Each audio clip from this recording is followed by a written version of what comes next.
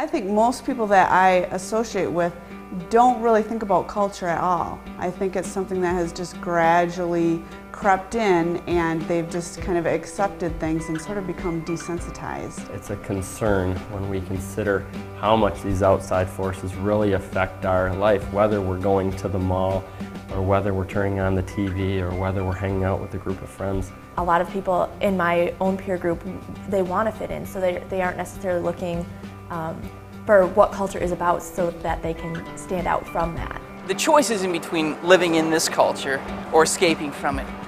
That's not really an option that God's given to us. He's put us here and we're not called to live in some little bubble of isolation. We're going to drive our cars, we're going to go shopping, we're going to work at our jobs.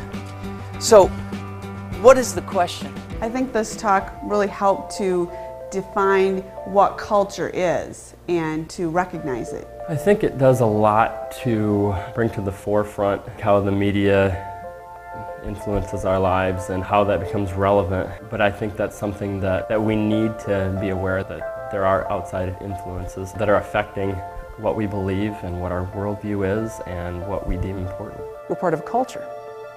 And as members of this culture, we have a choice.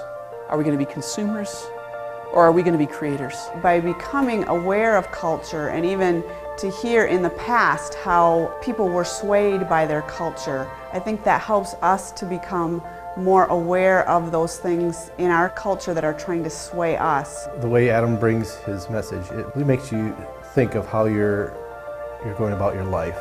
Is it for status? Is it because of culture I'm doing this? Or is it because I want to, like Adam said, be the workmanship God created me to be?